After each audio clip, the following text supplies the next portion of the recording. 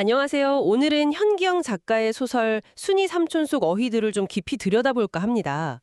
이게 양기마을이라는 블로그에 정리된 내용이랑 또 국립국어원 표준국어대사전 정보를 바탕으로 한 건데요.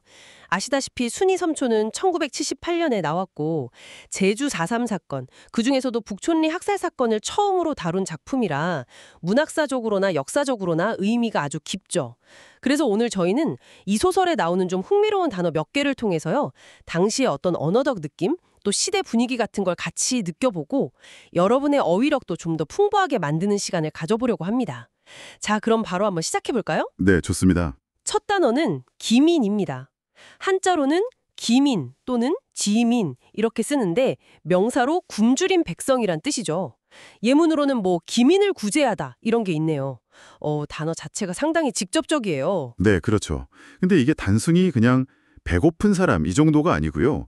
뭐랄까, 당시 시대 상황, 그러니까 생존 자체가 정말 위협받던 민중들의 아주 절박한 상태를 보여주는 단어라고 할 수 있습니다. 아, 절박한 상태요? 네, 소설 속에서 이런 극간의 상황을 배경으로 깔아주면서 인간성이 어떻게 드러나는지 혹은 또 어떻게 무너지는지를 보여주는 중요한 장치가 되는 거죠. 그냥 굶주림이라는 사실 이상의 어떤 시대적인 무게 같은 게 확 느껴지네요. 맞습니다.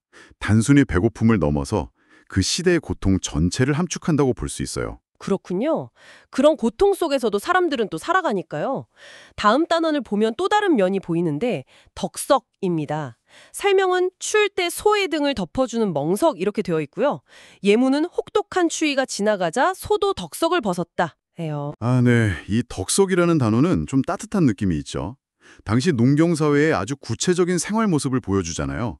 소를 그냥 가축이 아니라 뭐랄까, 같이 일하고 같이 고생하는 가족처럼 생각했던 그런 정서가 담겨 있는 거죠.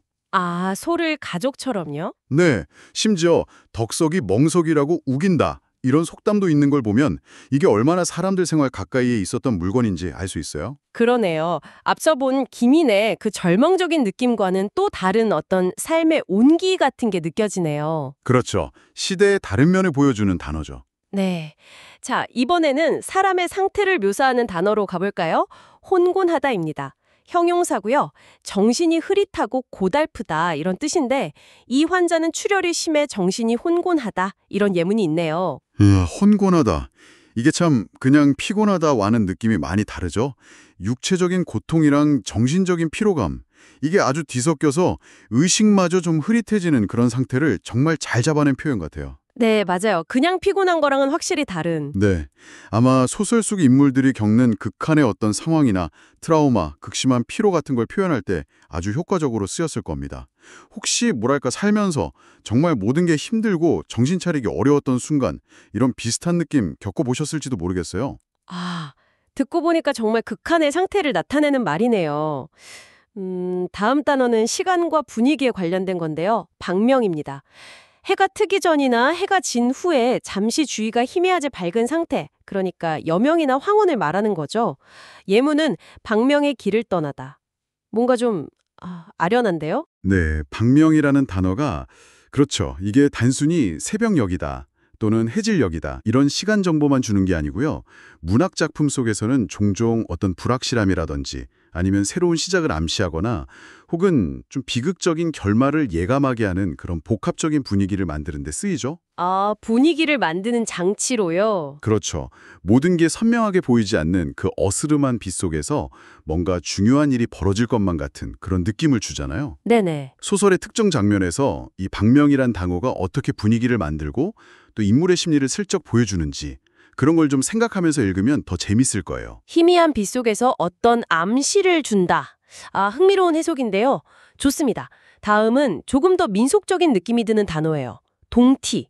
명사인데 땅이나 돌, 나무 같은 걸 잘못 건드려서 지신, 즉 땅의 신을 화나게 해서 재앙을 받는 일을 뜻한다고 합니다. 동티가 나다. 이렇게 많이 쓰죠. 아, 동티. 네. 이 단어에는 우리 전통적인 민간 신앙, 어떤 금기 문화 같은 게 담겨 있죠. 자연물이나 어떤 특정 장소를 함부로 대하면 안 된다. 뭔가 보이지 않는 존재에 대한 경외심 같은 게 들어있는 거예요. 그렇죠. 함부로 하면 벌 받는다 이런 느낌. 네, 그래서 소설 속에서 뭔가 예상치 못한 불행한 일이 생기거나 할 때 그 원인을 설명하거나 아니면 어떤 불길한 징조를 나타낼 때 이 동티라는 개념이 쓰였을 수 있습니다. 당시 사람들의 어떤 사고방식, 세계관을 엿볼 수 있는 그런 단어죠. 그렇군요. 자, 이제 마지막 단어인데요. 이건 이름부터가 아주 강렬합니다. 호열자. 이게 콜레라의 음역어라고 하네요. 한자로는 호렬자 이렇게 쓰고요. 네, 맞습니다. 호열자. 근데 이게 그냥 단순히 소리만 따온 게 아니고요. 일설에는 그 뜻이 호랑이가 살점을 찢는 듯한 고통이라는 의미가 담겨 있다고도 해요. 와, 호랑이가 살점을 찢는 듯한 고통이라니 정말 무서운데요? 그렇죠. 그만큼 이 단어가 근대 시기의 전염병이 얼마나 끔찍한 공포였는지를 아주 생생하게 전달해 주는 거죠.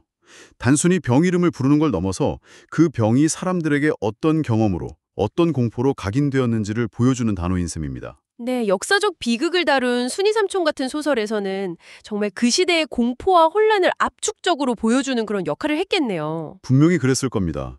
중요한 시대상을 반영하는 어휘죠. 자, 이렇게 오늘 6개의 단어를 쭉 살펴봤습니다.